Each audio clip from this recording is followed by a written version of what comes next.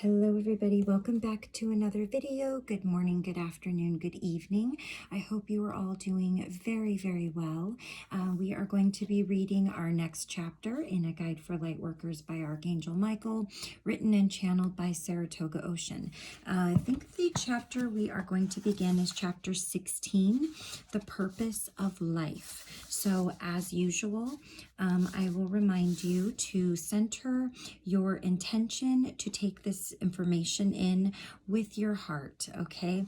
As this communication was intended to be taken in according to Archangel Michael and the author and channeler of this book.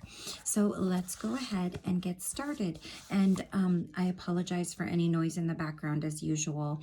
My daughter's on the phone. My son has his friend over, so it may get a little bit loud, but I did give them a forewarning, so hopefully they'll remember. But let's go ahead and get started, okay? Chapter 16, The Purpose of Life. Hopefully by now you have a certain degree of clarity about the difference between who you are and who you are not. You are an infinite being of love whose entire perception is centered in the heart.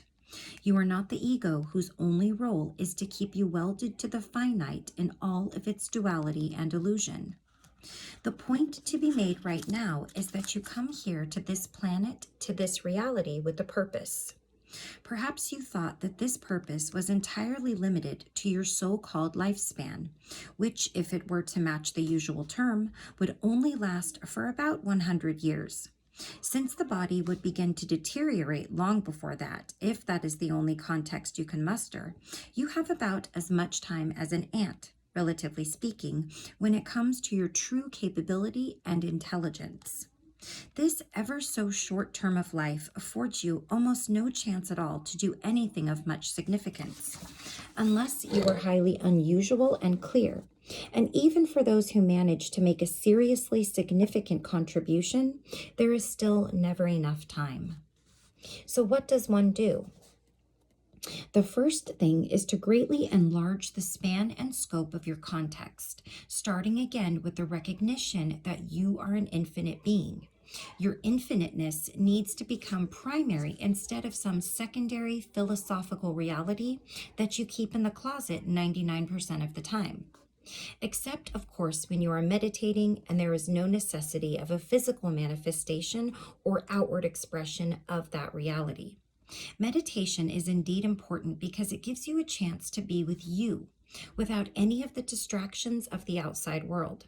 Of course, the ego will be there to make sure you don't get too far into it and accidentally lose track of who you're not. That's why meditation can be so difficult for so many people. They simply don't know what to do about the annoying voice in the head that continuously distracts them with every irrelevant thought and idea that it can possibly muster. Do you know that you actually don't have to put up with that annoying little voice? Try it sometime. Decide to be in command of your consciousness and simply refuse to entertain it. So what does it mean to orient your entire existence in the fact that you are infinite? It means an instant recognition that you are already beyond birth and so-called death. You are consciously larger than those two events and whatever time spans between them. This experience is of paramount importance if you are to expand your options of life's purpose and how you understand that opportunity. Otherwise, there is a good chance that you will fall prey to the ego's interpretation of your life's purpose. The ego has a wild assortment of crazy ideas about the purpose of anyone's life. Here are a few examples, but believe me, there are many more. For example, the ego will often come up with the idea that no matter what you do, the goal should be to be better than anyone else. This, of course, will necessitate a perpetual state of judging yourself against the successes and failures of other people around you. One of the ego's favorite games has to do with sports. That arena of entertainment provides a veritable feast for the egos of the world. There are only so many people who can actually play sports at a professional level, but the ego is not to be daunted as long as judgment is around. It can get millions and millions of people to sit at home and yell at their TV sets in full-fledged judgment of how well or poorly those athletes are doing. The ego will always tell these people that they, of course, are way smarter and way better than those physical athletes on the field. It will never fail to remind these imaginary sofa athletes that if they were on that field, that of course they would all perform like supermen and superwomen. They would never make a mistake. They would always score big. They know way better how the game is played, and they are not afraid to let their TV sets know this. If you find this amusing, you might want to take a look at how prevalent this behavior is in everyday life. It literally exists everywhere. How about all those drivers on the road cursing the bad driving of everyone else? Imagine how much yelling and cursing is really going on inside all those cars in rush hour traffic. How many people drive through their own neighborhoods listening to the ego tell them how good or bad their neighbors' upkeep of their houses are? And all the while, the ego is letting that same driver know how well he or she measures up to those neighbors. One of the ego's definite favorites exists in the realm of childbearing. It's like a contest, isn't it? Whose child is the most successful? The ego always enjoys pitting parents against one another in competition for whose child is at the top of any proverbial ladder. It even exists in the realm of spirituality. Who is on top of the spiritual totem pole in any spiritual organization? And of course, the most famous one is all about money. Who has the most, who has the least, and what does it all mean? It's a good thing the ego does not have a physical voice. Otherwise, it would suffer from chronic laryngitis from all this yelling and judging of everyone else. Why is this important in terms of life purpose? Because in the ego's ever-present habit of multitasking as it constantly informs you about literally every issue in your life, it can become very difficult to achieve true clarity in the form of listening to your heart. Because the ego is founded in fear, it uses fear to manipulate you into doing whatever it wants you to do. If it wants you to keep your head low, fit in, and not make waves, that's easy to accomplish with a little dose of intimidation and low self-esteem. If it wants you to be noticed and praised by others, it can also use fear of rejection to send you off in that direction. It tricks and manipulates. I can't even speak, sorry. Its tricks and manipulations are virtually endless. But what does any of this have to do with your heart? What does any of this have to do with true inspiration? Well, nothing, of course. The heart is not about fear. It is about love. The heart, in truth, is about your infinite self. The ego is about your finite self. Fear is its only motivation because in the finite world of things, the most important thing is to survive. Now, you cannot have two selves. One of them has to be false. Which one do you think it is? Up until present times in this so-called modern age, the social political conditions were relatively predictable. Even before that, it was always predictable that this was a planet of biological life. So you could pretty much adhere to the basic philosophy that life was about coming here and doing the best you could under the circumstances. If it was a time of war, you coped with that. If it was a time of peace in your part of the world, you dealt with your options accordingly.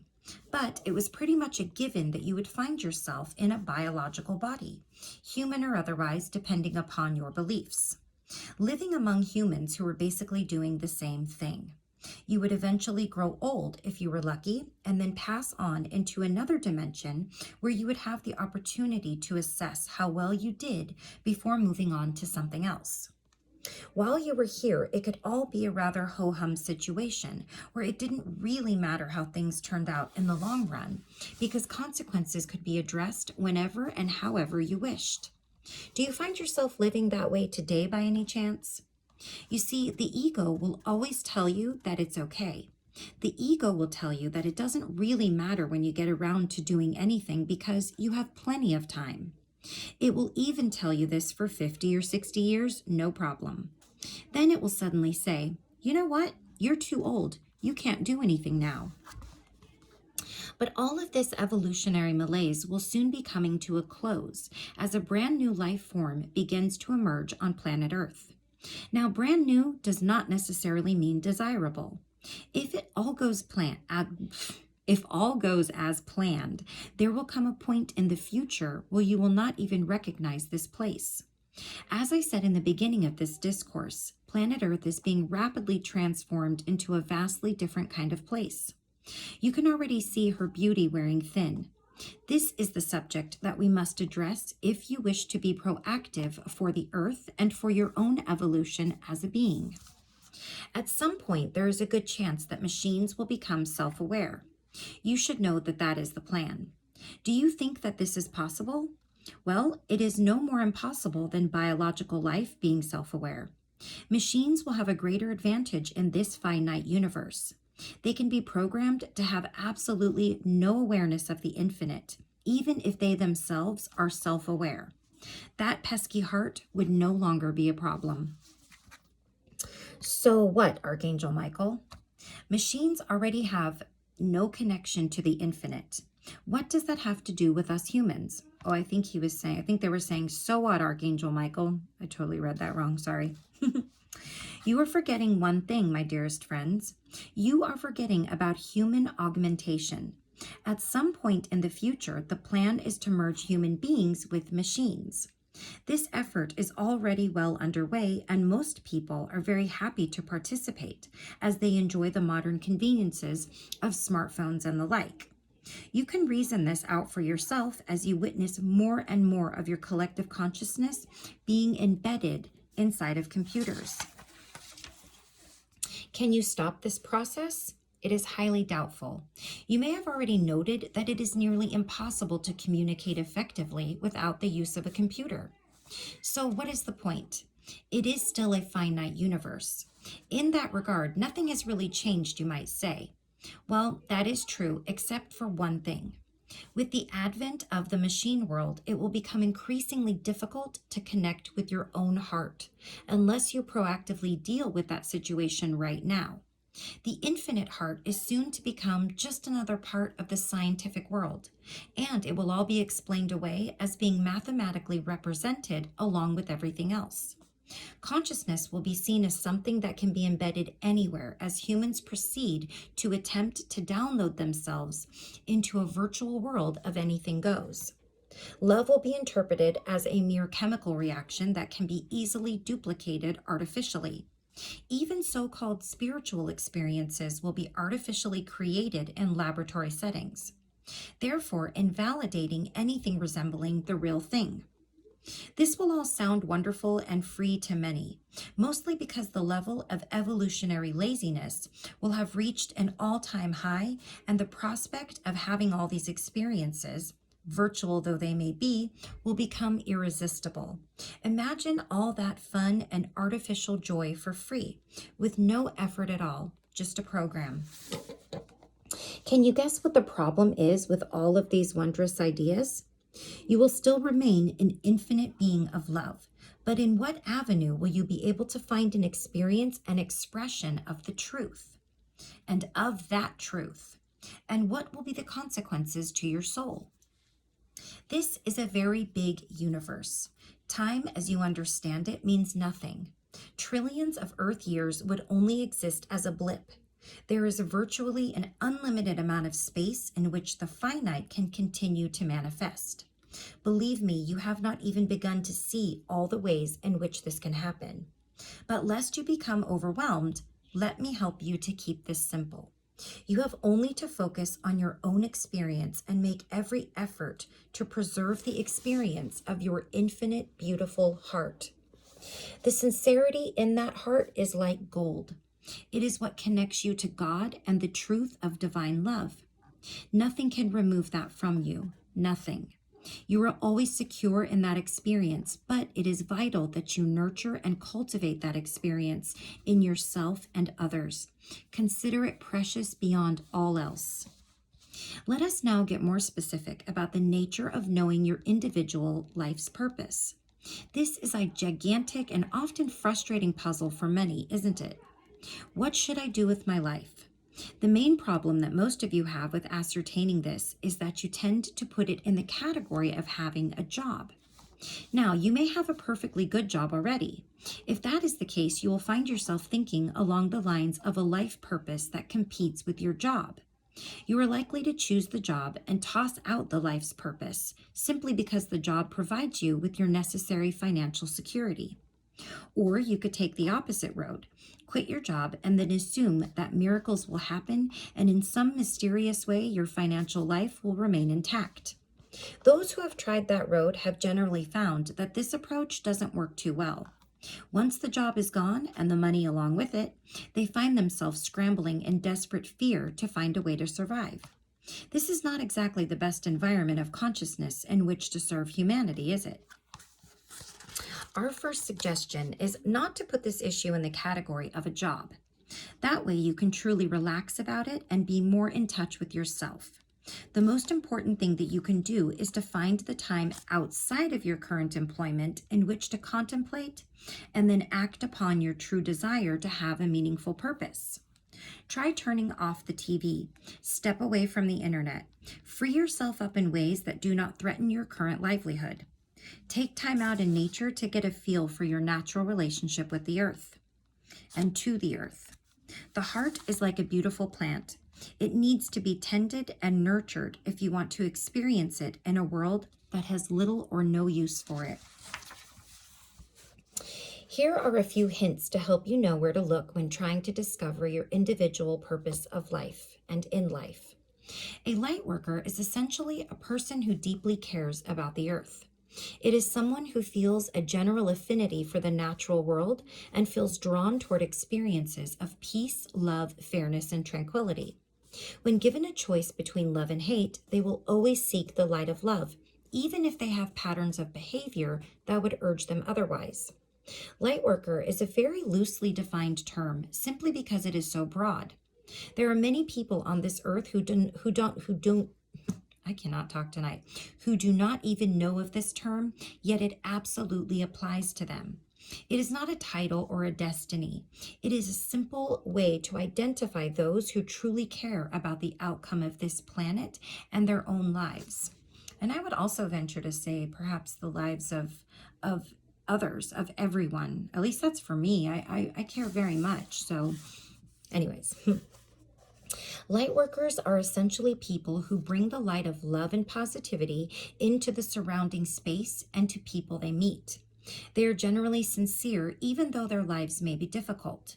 They may be artists, healers, spiritual teachers, mothers, fathers, lovers, and friends. They may even work in professions that appear to have no spiritual causes whatsoever. They are often angels in human form. They are simply people who love and care. Lightworkers are not perfect. They may have many challenges, personal and otherwise, but what sets them apart is sincerity and a willingness to try. Being a lightworker is not a label. It is not even a profession. It is solely a matter of the heart. People, animals, plants, and pretty much all living things who seek the light of love depend upon the grace and goodness of lightworkers. Many times they function as an extension of angelic grace, even though they might be totally unaware that this is their role. It doesn't matter because all is united as one beautiful force of love. Right now, the earth is in great need on every single level. The overall despair is palpable. If you have read this far, then consider that the time has come to surrender your guilt. That's a big one. Your guilt is that thing that stands in the way of you essentially manifesting the core of who you really are on this planetary sphere called Earth. Your ego will tell you that you are guilty of many things, and that this is why you should slink away with your proverbial tail between your legs, letting someone else fulfill the role of contribution. This is a simple trick, and you do not have to fall for it. You do not have to tolerate a voice inside your head posing as you, telling you that you are guilty of being a failure, a loser, incompetent, hopeless, or otherwise.